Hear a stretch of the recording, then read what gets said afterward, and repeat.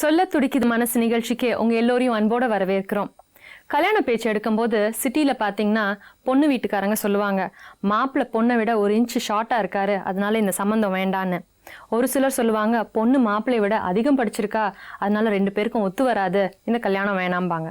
இன்னும் சிலர், பொண்ணு மாப்பிள்ளைய விட அதிகம் சம்பாதிக்கிறா, அதனால ஃபியூச்சர்ல இவங்களுக்குள்ள மிஸ் அண்டர்ஸ்டாண்டிங் வந்துடும், இந்த கல்யாணமே வேண்டான்னு சொல்லுவாங்க. ஆனா கிராமத்தை பொறுத்த வரைக்கும் எந்த விதமான பாசாங்கும் இல்லாம ரொம்ப இயல்பா நேச்சுரலா குறைகள் இருந்தா கூட அதை வெளியில தெரியப்படுத்தி கல்யாணம் பண்ணி வைப்பாங்க. ஒரு கால் இந்த குறைகளே இவங்களுடைய வாழ்க்கைக்கு பெரிய பிரச்சனையா மாறிடுச்சுன்னா அந்த குடும்பத்தையும் அந்த குடும்பத்துல பிறக்கிற குழந்தைங்களுடைய எதிர்காலத்தை பத்தி யோசிச்சு பாருங்க. அந்த மாதிரி ஒரு குடும்பத்தார் தான் இன்னைக்கு நம்ம நிகழ்ச்சிக்கு பேச வந்திருக்கிறாங்க. அவங்களை இப்ப சந்திப்போம். கல்யாணமான சில வருஷங்கள்லயே கணவனுக்கோ மனைவிக்கோ உடல் உபாதைகள் வந்துருச்சுன்னா அந்த ஃபேமிலியை சரிவர நடத்துறது கொஞ்சம் சிரமமா போயிடும். இதுவே 2 பேருக்கும் உபாதைகள் வந்துருச்சுன்னா அந்த ஃபேமிலியோட நிலைமையை கொஞ்சம் யோசிச்சு பாருங்க. அந்த மாதிரி ஒரு குடும்பத்தை சேர்ந்தவங்க தான் இன்னைக்கு நம்ம நிகழ்ச்சியில பேச வந்திருக்கிறாங்க. இவங்க ஃபேமிலியில என்ன பிரச்சனைன்னு கேட்போம்.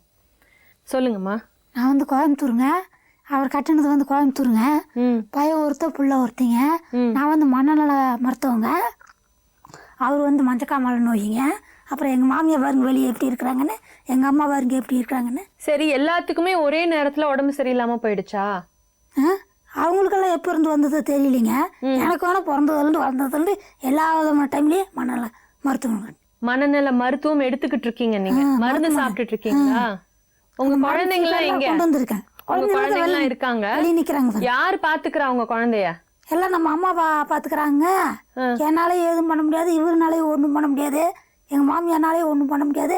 எங்கள் அம்மாவுக்கு கண்ணு கூட்டுங்க. உங்களுக்கு ஒன்றும் பண்ண முடியாதுன்னா? அதான் எங்கள் அம்மா அப்பாவும் பார்த்துக்கிறாங்க 3 பேர்த்தையுமே.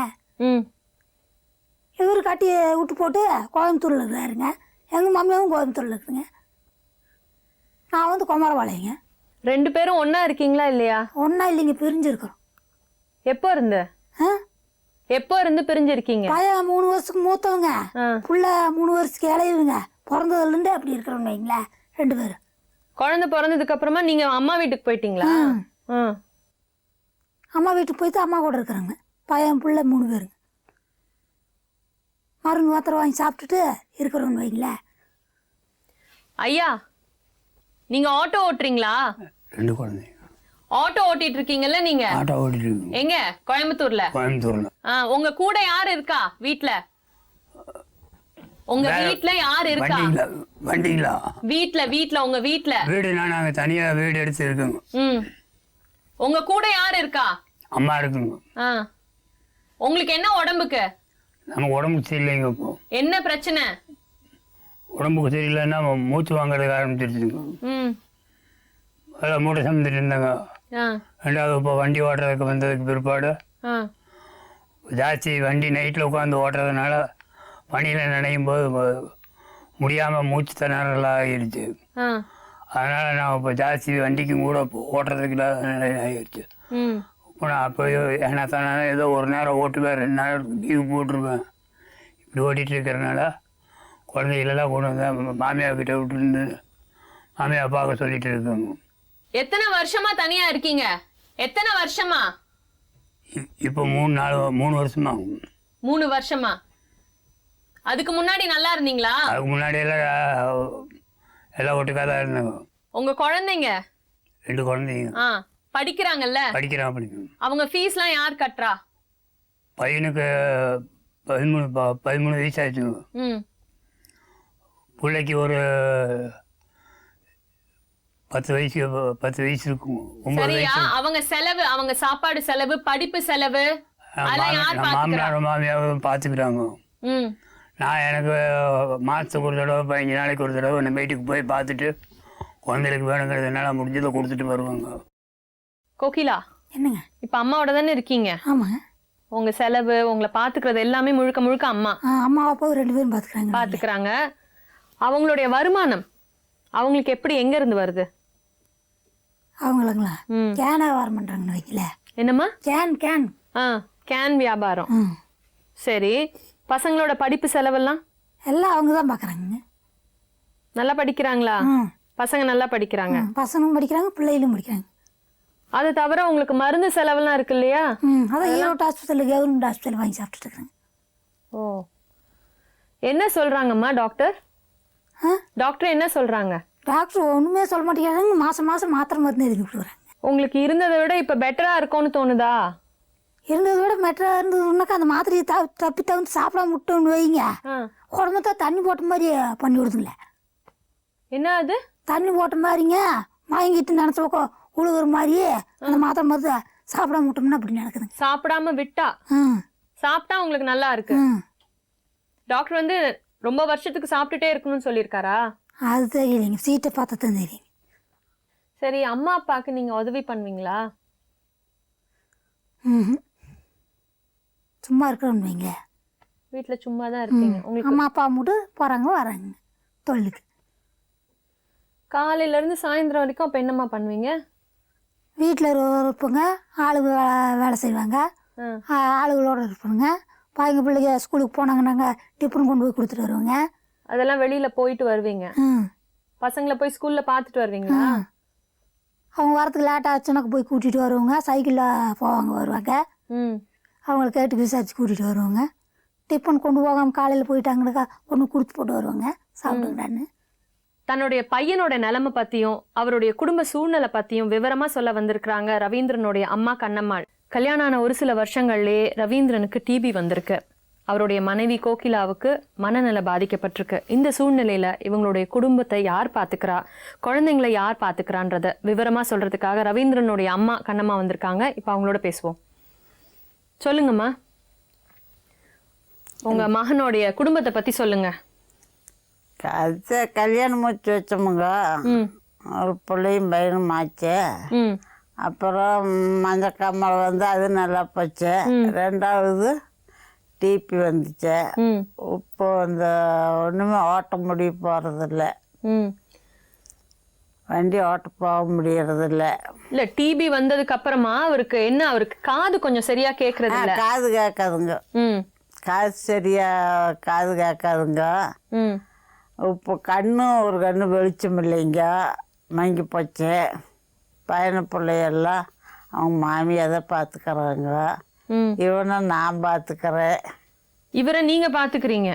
அப்புறம் என்ன பண்ணுறோம்? எத்தனை வருஷமாம்மா இந்த மாதிரி? இப்போ இந்த 6 மாசமாக தான் அப்படிங்க. டாக்டர் கிட்ட போய் பார்த்தீங்களா? டாக்டர் என்ன சொன்னாரு?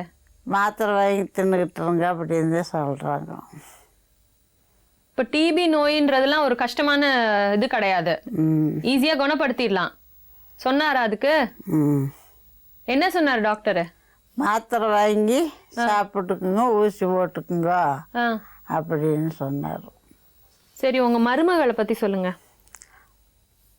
என்ன மருமகளை பற்றி சொல்கிறீங்க? அவங்களுக்கு மனநல பாதிக்கப்பட்டிருக்கு. ஆமாங்க, அதுக்கு முதல்ல இருந்து அப்படியே தான். முதல்ல இருந்துன்னா கல்யாணம் முடிச்சு அப்படிச்சா அப்படி இருக்குது. என்ன நடந்ததுமா? ஒன்றும் நடந்ததெல்லாம் ஒன்றும் எங்களுக்கு தெரியாதுங்க. கல்யாணம் முடிச்சு வருகுதே அப்படின்னு தெரியும். சரி, அவங்களுக்கு மனநல பாதிக்கப்பட்டிருக்கு, அவங்க வந்து மருந்து சாப்பிட்டுட்டு இருக்காங்க. மருந்து மாத்திரையெல்லாம் சாப்பிட்டுக்கிட்டு இருக்கிறாங்க. அவங்க ஒன்னா இருந்த வரைக்கும் நல்லா இருந்தாங்களா? எப்படி ஒன்னா உங்களோட சுமூகமா பழகுவாங்களா? ஒரு மாதம் இருப்பாங்க, அப்புறம் காலி பண்ணிட்டு இங்கே ஓடி வந்துடும் அம்மா வீட்டுக்கு. பூரா மாசமா அம்மா வீட்டில் தான் இருக்கும். என்னன்னு சொல்லிட்டு போவாங்க? ஒன்றும் சொல்லாதுங்க, என்ன சொல்கிறதுக்கு இருக்குது. அது புத்தி சரியாக இருந்தால் தானே எதாவது சொல்லிட்டு போகுமுங்க. அதை லூஸ் பிடிச்சா அப்படி இருக்குதான்னு சொல்லுமுங்க. உங்கள் பேரன் பேத்தி அவங்கள பற்றி சொல்லுங்க. பேரன் பேத்தியெல்லாம் நல்லா இருக்கிறாங்க, நல்லா படிக்கிறாங்க. எல்லாம் அவங்க தாத்தை பாட்டி பார்த்துக்கிறாங்க. அவ்வளோதான். எங்கள் வீட்டுக்காரரும் இல்லை, எங்களுக்கு சொந்த வீடும் இல்லை, எங்களுக்கு எந்த ஒரு ஆதரவும் கிடையாது நாங்கள் பார்க்கறதுக்கு. இவரை தவிர உங்களுக்கு வேற எத்தனை பசங்க? பசங்க இவன் ஒன்னே தானுங்க. பிள்ளைகளெல்லாம் கட்டி கொடுத்தா அது ஏழைப்பட்ட குடும்பம் தான். பிள்ளைகள்லாம் பொண்ணுங்க எத்தனை பேர்? 3 பேரும் கட்டி கொடுத்தா அது நம்ம ஏழைப்பட்ட குடும்பம் தான். பையன் ஒன்னே தானுங்க. இவருடைய வருமானம் உங்களுக்கு ஆட்டோ ஓட்டிக்கிட்டு இருக்காரு, ஒரு சில நாள் ஓட்டும் ஒரு சில நாள் ஓட்ட முடியாம போயிடுது அப்படின்றாரு. இப்போ இந்த 6 மாதமாக சுத்தமாக ஓட்டுறதே இல்லைங்க. ம். வீட்டோடதே இருக்கிறோம். நீங்க உங்க மருந்தெல்லாம் ஒழுங்கா சாப்பிட்டுட்டு இருக்கீங்களா? மருந்து பார்த்துட்டு இருக்குங்க. ஆ. வாங்கி பெரிய ஆஸ்பத்திரியில் மாத்திரை வாங்கி சாப்பிட்டு இருக்குங்க. ம். டெய்லி சாப்பிட்றீங்களா? மாத்திரை எழுதி தருவாங்க. அங்கே போனால் வாரத்துக்கு ஒரு 15 நாளைக்கு ஒரு தடவை மாத்திரை தருவாங்க. மாத்திரை வாங்கி சாப்பிட்டு இருந்தாங்க. ம். ரொம்ப ஜாஸ்தியாகிடுச்சு, முடியல. ம். 2வது சொந்த டாக்டர்கிட்ட போய் இப்போ ஓரளவுக்கு பார்த்தங்காட்டி இப்போ ஓரளவுக்கு ஸ்டெடியாக இருக்குங்க. நம்ம தொடர்ந்து பேச போகிறது கோகிலாவுடைய அம்மாவோட அவங்க மகளுடைய வாழ்க்கையை பற்றி அவங்க என்ன சொல்கிறாங்கன்னு கேட்போம். சொல்லுங்கம்மா. எனக்கு 13 வயசில் கல்யாணம் ஆச்சுங்க மேடம். 14 வயசுலேயே என் பொண்ணு பிறந்துட்டா. என் பொண்ணு பிறந்தது 7 வருஷம் எங்கள் வீட்டுக்காரரு என்னை பிரிஞ்சு போயிட்டாரு. இவன் நேரம் சரியில்லை. 7 வருஷம் 7 மாதம் 7 நாள் 7 மணி நேரம் 70 நிமிஷம் கழிச்சு தான் வருவான் அப்படின்னு சொல்லிட்டாங்க. அதே மாதிரி 7 வருஷம் கழிச்சு அந்த யாருமா சொன்னா? ஜோசிகார பார்த்து சொன்னாங்க மேடம். இவ ஜாதகத்தை பார்த்துட்டு 7 வருஷமாக நான் பிரிஞ்சே தான் வாழ்ந்தேன். என் புருஷனை நான் பார்க்கவே இல்லை. என் வீட்டுக்காரருடைய முகமே எனக்கு தெரியாது, மறந்து போச்சு. 7 வருஷம் என் வீட்டுக்கார் முகம் எப்படின்னு தெரியாது. நேரில் நிறுத்தினாலே இவரா என் புருஷன் அந்த மாதிரி ஆயிடுச்சு, மறந்து போச்சு. அப்படி வாழ்ந்து 7 வருஷம் இவளை காப்பாற்றுறேன். காப்பாற்றிட்டு என் புருஷனை தேடியே அலைஞ்சேன். திருப்பி 2 வருஷம் எங்கே இருந்தாலும் கண்டுபிடிச்சிடலான்ட்டு கண்டுபிடிச்சி என் புருஷனை நான் கண்டுபிடிச்சிட்டேன். கண்டுபிடிச்சி அவர் வந்தார். எனக்கு என்ன வாங்கிட்டு வந்தார் தெரியுங்களா? 1/4 கிலோ மிச்சரும் ஒரு தேங்காய் பாட்டலும். கரும்பு காட்டில் தேங்காய் எடுப்பாங்களே, அதுதான் எனக்கு அவர் கொண்டு வந்து கொடுத்த சொத்து. அதை வச்சு அவர் ஒரு மனுஷனாக்கி ஒரு ஆம்பளையாக்கி வேஷ்டி கூட கட்ட தெரியாது. அவருக்கு நல்லா வேஷ்டி கட்டி விட்டு பழக்கி காட்டில் வேலை செஞ்சவர். குண்டு விளையாண்டுட்டு தான் இருந்தார் எனக்கு அவருக்கு கல்யாணம் பண்ணும்போது. எனக்கு விவரம் தெரியாது. அவருக்கு 17, எனக்கு 13. எங்கள் வாழ்க்கை அப்படி போச்சு. அம்மா அப்பா இருந்தார். அப்பா என்னன்னு சொல்லிட்டாரு, எல்லாரும் குழந்தைய கொன்று வச்சிருக்க வேண்டாம், அவனே போயிட்டான்ல, குழந்தை வேண்டானாங்க. வீட்டுக்குள்ளே கூப்பிட்டு அப்பா ஒரே வார்த்தையை சொல்லிட்டாரு, இந்த பிள்ளை இருந்தால் தான் நீ வீட்டில் இருக்கணும், இந்த பிள்ளை இல்லைன்னா நீ என் வீட்டுக்கு வராதேன்ட்டார் அப்பா. அவர் சாப்பாடெல்லாம் கொடுத்து 6-7 வருஷம் காப்பாற்றினார். காப்பாற்றிட்டு புருஷனை தேடி புருஷனையும் கண்டுபிடிச்சிட்டேன். கண்டுபிடிச்சி தனியாக ஒரு வீடு எடுத்து நல்லபடியாக என் வருமானத்துலேயே என் பிள்ளையை நல்லா வச்சுருந்தேன். போதாத நேரத்துக்கு 8 வருஷத்தில் அவளுக்கு ஒரு ஜன்னி வந்துருச்சுங்க மேடம். கோகிலா 8 வயசு கோகிலாவுக்கு 8 வயசுலேயே ஜன்னி வந்துருச்சுங்க. அந்த ஜன்னி வந்ததை டாக்டர்கிட்ட இளங்கோ டாக்டர் பார்த்தாரு. இளங்கோ டாக்டர் 16 வருஷம் பார்த்தாருங்க. 8 வருஷ பிள்ளையிலிருந்து அவர்கிட்ட தான் மாத்திரை வாங்குவேன். அவர் மாத்திரை வாங்கி கொடுக்க சொல்லுவார். முதல்ல ஒரு மாத்திரை கொடுத்தாரு, மாத்திரை, அரை மாத்திரை இப்படியே கொடுத்தாரு. ஜன்னி நின்றுச்சு, உன் பொண்ணு கல்யாணம் பண்ணுன்ட்டார். சொல்லிட்டு கல்யாணம் பண்ணு, ஜன்னி வரும்னு சொல்லிட்டு கல்யாணம் பண்ணு, சொல்லாமல் செய்யாதேன்ட்டார். சரின்ட்டு அப்புறம் டாக்டர் மாத்திரை முதல்ல ஒரு மாத்திரை கொடுத்தாருங்க, அரை மாத்திரை கொடுத்தாரு, மாத்திரை கொடுத்தாரு. 8 வயசுலேருந்து 16 வருஷம் வரைக்கும் பார்த்தேங்க. 16 வருஷம் பார்த்துட்டு 16 வயசு ஆயிடுச்சுங்க டாக்டர். வயசு பிள்ளை இன்னும் எவ்வளோ நாள் நான் வீட்டில் வச்சுருக்க முடியும், இவ ஒருத்தியாக இருந்தால் இருந்துட்டு போட்டுன்னு இன்னொரு பிள்ளைக்கு கல்யாணம் பண்ணி அழகு பார்க்குறக்கு எனக்கு இருக்கிறதே ஒன்று தாங்க டாக்டர், என்ன பண்ணுறதுன்னு போய் கேட்டேன். கட்டிக்க போகிற மாப்பிள்ளைகிட்ட சொல்லிட்டு கல்யாணம் பண்ணிக்க அப்படின்ட்டாங்க. கட்டிக்கிற மாப்பிள்ளைகிட்ட இவர்கிட்ட சொல்லிட்டேன், என் பிள்ளைக்கு ஜன்னி வரும், கல்யாணம் பண்ணிட்டு அப்படி இப்படி பேசக்கூடாது, சம்மதப்பட்டா கல்யாணம் பண்ணிக்கங்க அப்படின்னு சொன்னேன். சொல்லும்போது 5000 ரூபா பணம் கொடுத்தே 3 பவுன் நகையும் போட்டாங்க. கல்யாணத்தை பண்ணி கொடுத்துட்டு அவங்க குடும்ப பிரச்சனை எதுவுமே பிரச்சனை இல்லைங்க, நல்லாவே வாழ்ந்துட்டு இருந்தா. நான் சம்பாதிக்கிறது அவளுக்கு தான். ஒரு சட்டிமான விலைக்கு போனால் கூட சோறு பழைய சோறு மிஞ்சி கொடுத்தா அவளுக்கு தான். அப்படியே அவளை காப்பாற்றி ஒரு பிள்ளைன்னு செல்லம்மா ஃபுல்லாக செல்லமாக வளர்த்திட்டேன். இவர் கை கிடைச்சாரு, இவர் என் பிள்ளை குறை வைக்கல. இந்த மாப்பிள்ளையும் நான் தப்பு சொல்கிறதுக்கு இல்லை, நல்லா தான் வச்சுருந்தாரு. இவளை வீட்டில் சாப்பாடு, கடையில் சாப்பாடு வாங்கி கொடுத்து 2 குழந்தைக்கு அப்பா ஆனார். கடையில் தான் சாப்பாடு வாங்கி தருவார். சாப்பிட்ட சாப்பாட்டு இலையை கூட கொண்டு வெளியே போட மாட்டா இவர் கொண்டே போடுவார்.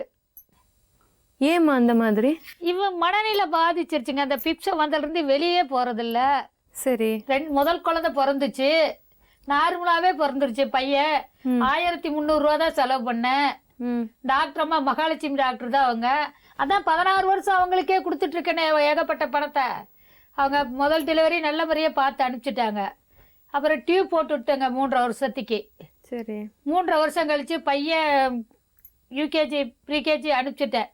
2வது குழந்தை ஒன்று வேணும். நமக்கு பிறந்தது இப்படி ஆகி போச்சே, இவளுக்கு பிறந்த இப்படி ஆகிட்டேன், என்ன பண்ணிட்டோம்? நாளைக்கு அவ்வளோ ஒரு அனாதியை நம்மளாட்ட கண்ணீர்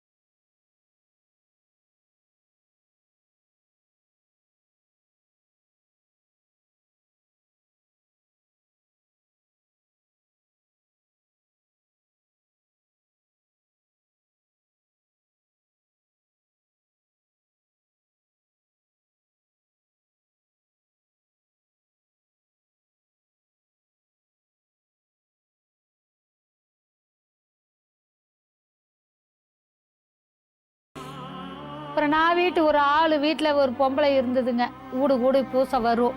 அந்த அம்மாவை கூட்டி போய் நீ பார்த்துக்க சரசு, கோயிலாக தூங்க வரைக்கும் விட்டுரு, எந்திரிச்சு காப்பி இட்லி ஏதாவது கேட்டால் மட்டும் கொடு, குழந்தைய நல்லா பார்த்துக்க அப்படின்னு இந்த பிள்ளை 2வது குழந்தை கூட்டி வந்திருக்கிறேன்.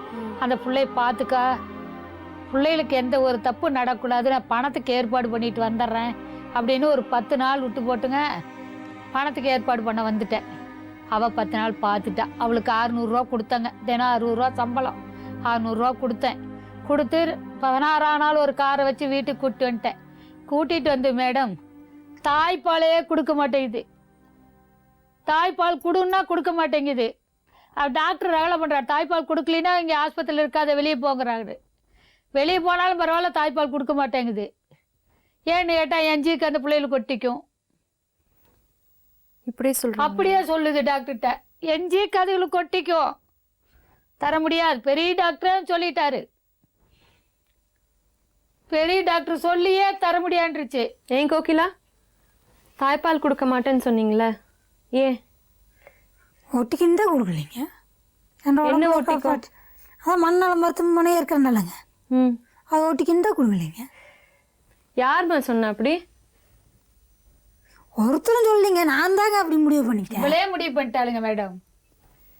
நான் கேட்டேன் உங்களை மாட்டேன், யாரு சொன்னா, டாக்டர் சொன்னாங்களா, நர்ஸு சொன்னாங்களா, வெளியில் இருக்கிறவங்க சொன்னாங்களான்னு. இல்லை நானே சொல்கிறேன், கொடுக்க மாட்டேன், எஞ்சிக்கு என் பையனுக்கு என் பிள்ளைக்கு வரக்கூடாது. உனக்கு என்னடி சீக்கிரம் நல்லா தாண்டி இருக்க, உனக்கு என்னடி மாத்திரை சாப்பிட்டு நல்லா ஆயிடுச்சல்ல, கொடு அப்படின்னு. முடியாது, எல்லா டாக்டரும் பேசுகிறாங்களே, நீ இப்படியே புள்ள வளர்த்துன்னு என்னை திட்டுறாங்கம்மா, கொடு. முடியவே முடியாது. பால் கொடுக்குறது நான் வெளியே போகிறேன்னு எந்திரிச்சு ஓடுது, வெளியே போகுது.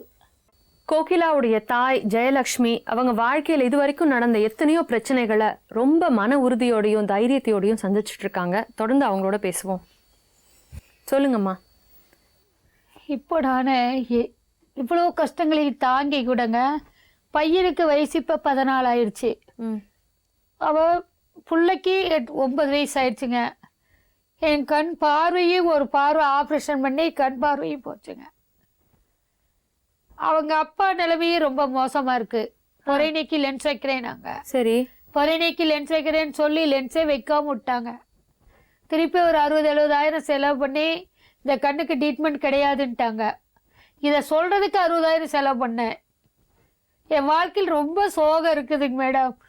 இந்த கண் பார்வையே 2 குழந்தைகள் இப்படி இருக்கே, நம்ம பிள்ளை இப்படி இருக்குதே, நம்ம காசு இருக்கும்போது செஞ்சுக்கலான்னு தான் நான் செஞ்சதே. அந்த பொண்ணு லென்ஸே வைக்கலைங்க. கண்ணை கெடுத்துட்டு அரவிந்த் ஆஸ்பத்திரி போனேன். அவர் இன்னும் சேர்த்திக்கு வெள்ளையாட்ட ஆக்கி விட்டாங்க. என் கண் பார்வை போச்சுங்க. நான் சாக போகிறவ எப்படி இருந்தாலும் பரவாயில்ல, அந்த குழந்தையில எதிர்காலம் எனக்கு ரொம்ப முக்கியமாக இருக்குது மேடம்.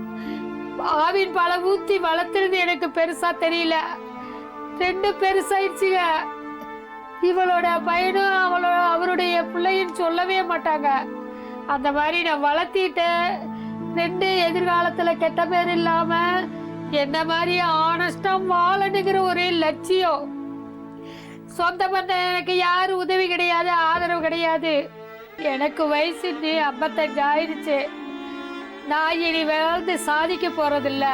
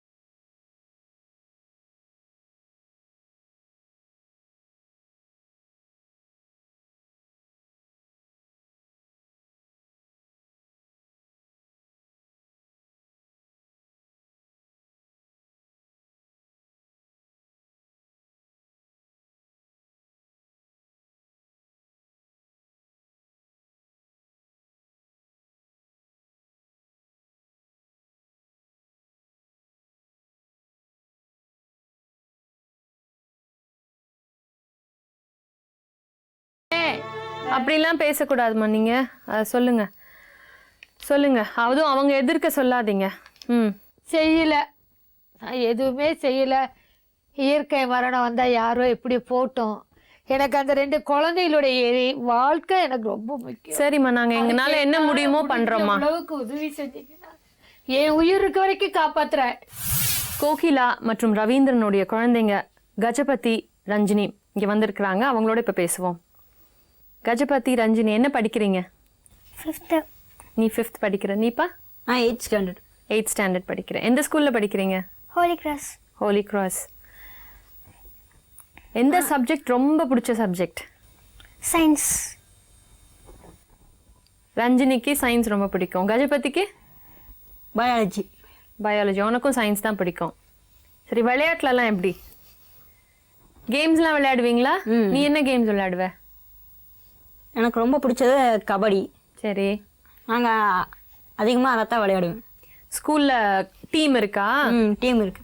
ஓ, நீமா? கொக்கோ. கொக்கோ. அதுக்கும் டீம் இருக்கா உங்க ஸ்கூல்ல? இல்லை, எல்லாமே சேர்ந்து விளையாடுறது. ஓகே, கேம்ஸ் பீரியட்ல விளையாடுவீங்களா? சரி, பெருசானா என்னவா ஆகணும்னு ஆசை? டாக்டர். நீங்க டாக்டர் ஆகணும். உனக்குப்பா? Computer engineer. வாவ். சரி, உங்களுடைய ரேங்க்கு என்ன ரேங்க் வருவீங்க? Last time 11th. ம், இந்த டைம் எதுன்னு தெரியல. சரி எக்ஸாம் இப்போ முடிச்சு லீவில் இருக்கோம். சரி. அது இப்போ போய் பார்த்தா தான் தெரியும். 2 பேரும் நல்லா படிப்பீங்க. ம், சரி. உங்களை யாரும்மா பார்த்துக்கிறா? தாத்தா பாட்டி தான். ஸ்கூலுக்கு போகிறதெல்லாம் யார் கொண்டு போய் விடுறது? நாங்கள் சைக்கிள்லேயே போயிடுவோம். 2 பேருமா? 2 பேரும். தனித்தனியாவா இல்லை அண்ணா கூட்டிகிட்டு போவானா உன்னை? தனித்தனியாக போவோம். ஓ, திரும்ப சைக்கிளே வந்துடுவீங்க. ஓகே. 2 பேரும் ரொம்ப ஒற்றுமையாக இருப்பீங்களா இல்லை சண்டை போட்டுப்பீங்களா? ஒற்றுமை கிடையாது. ஒற்றுமையே கிடையாதா? சிச்சோ, ஏன்பா? தனித்தனியாக தான் இருப்போம். இல்லை, ஏன்? எதுக்கு சண்டை போட்டுப்பீங்களா? எதுக்கு சண்டை போட்டுப்பீங்க? எதுக்கெடுத்தாலும் அடிச்சுக்கிட்டே இருப்பான். நீ போய் வம்பிழுப்பியா? சும்மா இருந்தாலும் அடிக்க வருவான். ஏன் கஜபதி? இவ வம்பெழுப்பா. வேற ஏதாவது உனக்கு சொல்லணும்னு தோணுதாப்பா? எங்கள் அம்மா வந்து கொஞ்சம் மனநல சரியில்லாதவங்க. அவங்க கொஞ்சம் பார்த்து ட்ரீட்மெண்ட் எடுத்தாங்க.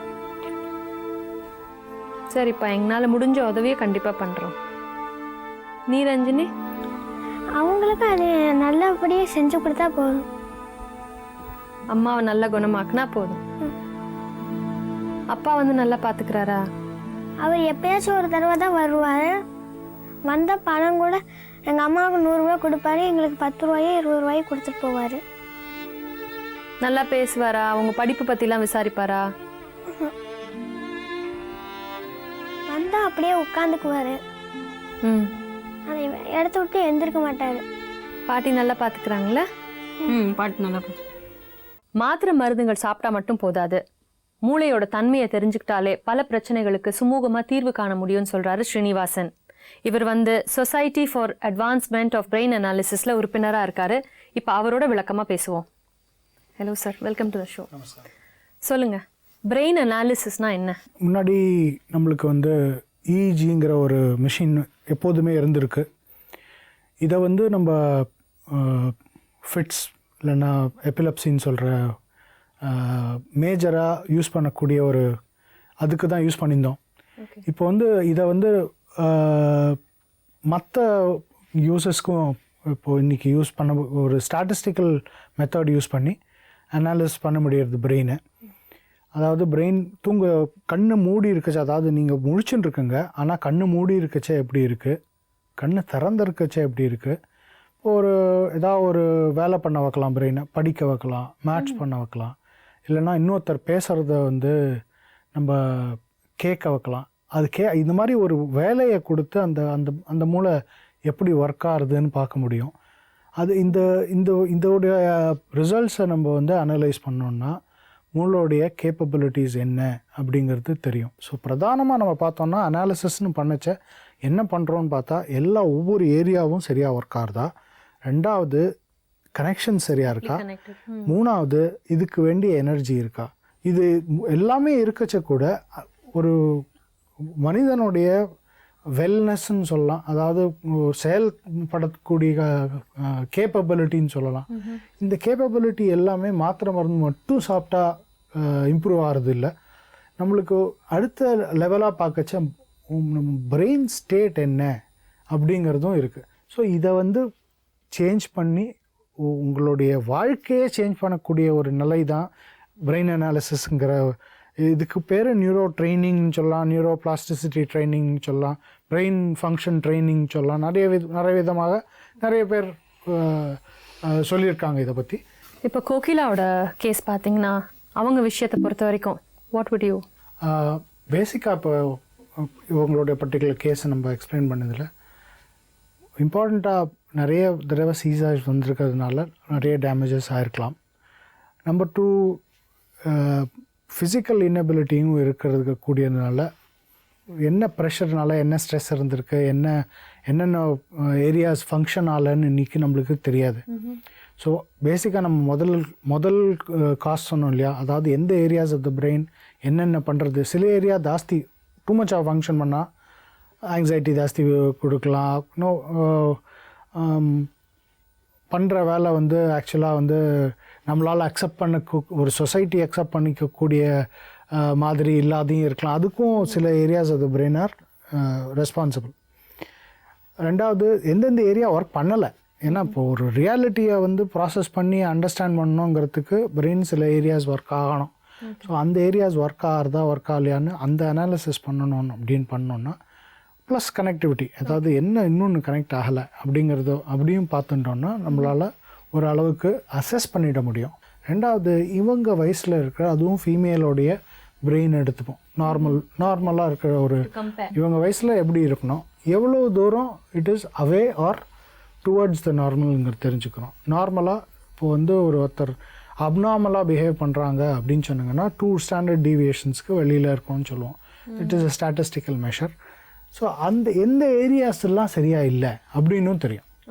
ஸோ அந்த ஏரியாஸை நம்ம வந்து சரி பண்ணி எந்தெந்த ஏரியாஸோட கனெக்ட் ஆகலைன்னு தெரியும். ஸோ அந்த கனெக்டிவிட்டியும் இன்க்ரீஸ் பண்ணிட்டோம்னா இந்த ஃபஸ்ட்டு 2 கண்டிஷன்ஸை மீட் பண்ணிடும். அடுத்த ஸ்டெப்லேயும் நம்ம வந்து என்ன எனர்ஜி எதனால் எனர்ஜி இல்லை, எதனால் வந்து அவங்களுக்கு வந்து மன அழுத்தம் உண்டாகிறது, இது ரெண்டுத்தையும் கனெக்ட் பண்ணால் கூட ப்ராப்ளம்ஸ் இருக்கலாம். ஸோ அதையும் கரெக்ட் பண்ண முடியும். ஸோ இது கரெக்ட் பண்ணணுன்னா கிட்டத்தட்ட ஒரு 40%லேருந்து 60% ஃபங்க்ஷனிங்கை இம்ப்ரூவ் பண்ண முடியும். இப்போ கோகிலாவை பொறுத்த வரைக்கும் அவங்களுடைய ட்ரீட்மெண்ட் எவ்வளோ செலவாகும்? இந்த டெஸ்ட் மட்டும் பண்ணணும்னா it is around 25,000 rupees test மட்டும். அதுக்கப்புறம் we will have to, இது வந்து வெறும் காஸ்ட்டை மட்டும் சொல்கிறோம், நோ ப்ராஃபிட், நத்திங், ஜீரோ. அடுத்த லெவலில் நம்ம இது பண்ணணும் அப்படின்னு நம்ம பார்த்தோம்னா ஒவ்வொரு கிளாஸுக்கும் என்னென்ன இன்ஸ்ட்ருமெண்டேஷன் வேணும்னு டெஸ்ட் அனாலிசிஸ்லேருந்து ஒரு அளவுக்கு தெரியும்.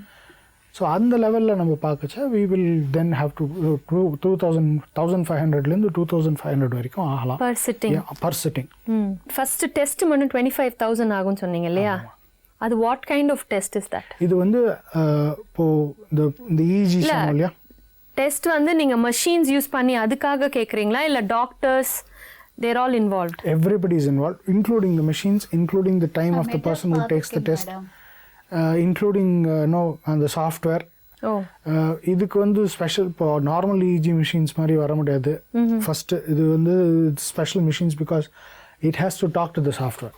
இதில் வந்து நாங்கள் என்ன பண்ணுறோம் அப்படின்னு பார்த்தோன்னா, நான் மட்டும் அசஸ் பண்ணாத, I also use people who are MDs, people who have இப்போது எபிலெப்சியில் ஒர்க் ஸ்பெஷலைஸ் பண்ணவங்க இருப்பாங்க. Okay, specialist. ஓகே, இப்போ வந்து அவங்களுடைய ஒரு சின்ன டிப் கொடுக்கறதுனால நம்ம நம்பர் ஆஃப் செஷன்ஸ் ட்ராமாட்டிக்காக குறையும். 150 செஷன் பண்ணலாம், 50 செஷன்லேயும் சரியாகிறதுக்கு சான்ஸ் இருக்குது. 60, ஏன்னா அவங்க ஒரு இது இப்படி பண்ணி பாரு. ஓகே, ஸ்பெஷலிஸ்டோட அவங்க வந்து இதுதான் டே டு டே பண்ணிட்டு இருக்காங்க அவங்க. ஸோ ஒரு ஹாஸ்பிட்டலில் இருப்பாங்க, ஒரு இது இருப்பாங்க, ஸ்பெஷல் கேஸ் ப்ளஸ் ஒரு மெடிக்கல் பர்சனல் வச்சுக்கோங்களேன். Okay, it is always good to have somebody who is an MD with you who is also nose this field. ஏன்னா வெறும் நியூராலஜிஸ்டோ ஒரு நியூரோ ஃபிசிஷியனோ இல்லை he might not know how to translate it into neurofeedback or brain function training. ஏன்னா அவங்களுடைய ஃபீல்டில் அவங்க எக்ஸ்பர்ட்டாக இருப்பாங்க, ஆனால் இதில் என்ன பண்ணணும்னு அவங்களுக்கு தெரியாது. Because this is a different field by itself. So you need a combination of 3 or 4 people who form a good team. ஏன்னா அதோடைய காஸ்ட் இருக்குது. ஏன்னா this will minimum amount of time. நான் பார்த்தாங்கன்னா 10 to 15 hour ஆகும் நான் டேட்டா கலெக்ட் பண்ண போகிறோம். Minimum time. So we are always looking at இப்போ அப்படி பார்த்தோம்னா per hour நீங்கள் பார்த்தோம்னா it will probably come down to 1,500 rupees for somebody who spent 30 years at this, which is almost not it is not even considered laborer's salary. அம்மா நீங்கள் எதுவும் கேட்குறீங்களா? பாருங்க, மெட்ராஸில் கொண்டு வந்து 10 நாள் வச்சிருந்தோம் கீழ்ப்பக்கத்தில். அவங்க மேடம் சொல்லிட்டாங்க, நரம்பு பொடனி பக்கம் ஒரு நரம்பு சின்ன தளர்ச்சி இருக்குது அப்படின்னு சொன்னாங்க சார். அவங்க எழுதி கொடுத்த மாத்திரை தாங்க சாப்பிட்றாங்க மேடம். இவங்க எழுதி கொடுத்த மாத்திரை தான் ஈரோட்டில் வாங்கி வாங்கி சாப்பிட்டுட்டு இருக்கிறாங்க. இங்கே வந்து இருந்தாங்க, கீழ்ப்பாக்கத்தில் வந்து 1 மாதம் இருந்தாங்க. ஓகே. விட்டுட்டு போயிடலான்னு வந்துட்டேங்க சார். எனக்கு வெறுப்பு தட்டிடுச்சு. கீழ்ப்பாக்கத்தில் விட்டுட்டு போயிடலான்ட்டு வந்தேன். நீங்க ஏமா அப்படிலாம் சொல்றீங்க? உங்க பொண்ணு இத்தனை வருஷத்துக்கு கஷ்டப்பட்டு வளர்த்துட்டீங்க. டாக்டர் விட மாட்டேன்ட்டாங்க. நல்லா இருக்கிறா, ஒரு பொண்ணை வச்சு பார்க்கறதுக்கு நீ கஷ்டப்படுறியே, இத்தனை 1000 பொண்ணை வச்சு நாங்கள் பார்க்குறோமே, கூட்டிகிட்டு போ. எப்படி உனக்கு மனசு வந்து நீ விடுறேன்னு சொல்கிற? லைட்டான தளர்ச்சி தானே, இங்கெல்லாம் விடாத, கூட்டிகிட்டு போ அப்படின்னு அவங்க அழுது என்ன கூட்டி போக வச்சுட்டாங்க. அது நீங்கள் பார்த்தீங்க இல்லையா? த மெடிசின்ஸ் அவங்க வந்துட்டு ரெகுலராக சாப்பிட்டுட்டு இருக்காங்க, வருஷக்கணக்காக சாப்பிட்டுட்டு இருக்காங்க. இவங்களுக்கு இது அவங்க சொன்னது பார்த்தா ஒரு சின்ன நரம்பு தளர்ச்சி தான் அப்படின்றாங்க அவங்க. அது வந்து ஸ்பெசிஃபிக்ஸ் இந்த டாக்டர்கிட்ட நம்ம பேசணுன்னா கண்டுபிடிக்க முடியும் என்ன அவங்களுடைய டயக்னோசிஸ். ஏன்னா உங்ககிட்ட நான் சொல்லச்ச உங்களுக்கு எப்படி புரியுமோ அப்படி தான் சொல்லுவாங்க. எங்கிட்ட நான் பேசச்ச maybe she will give me better details. உங்கள் பிஸி ஸ்கெடியூல்லையும் பொருட்படுத்தாமல் எங்கள் நிகழ்ச்சிக்கு வந்து ரொம்பவே ஒரு வித்தியாசமான ஃபீல்டை பற்றி பேசியிருக்கீங்க. It's very useful. Thank you so much. நீங்கள் வந்து உங்கள் தரப்பில் இருந்து கோகிலாவுடைய ட்ரீட்மெண்ட்க்கு எந்த அளவுக்கு உதவி செய்ய முடியுமோ எங்களுடைய கோரிக்கை வைக்கிறோம். நாங்களும் எங்களால் எந்த அளவுக்கு முடியுமோ ஹெல்ப் பண்ணுவோம். நிச்சயமாக என்னால் என்ன பண்ண முடியுமோ நிச்சயமாக நானும் பண்ணுறேன். இந்த ட்ரீட்மெண்ட் மூலமாக கோகிலாவுக்கும் கோகிலாவோட குடும்பத்தாரோடைய எதிர்காலம் நல்லபடியாக அமையுன்ற நம்பிக்கையோட இன்றைய நிகழ்ச்சியை நாங்கள் நிறைவு செய்கிறோம். மேலும் வேறு சில வாழ்க்கை கதைகளுடன் உங்களை மீண்டும் சந்திக்கிறேன். நன்றி, வணக்கம்.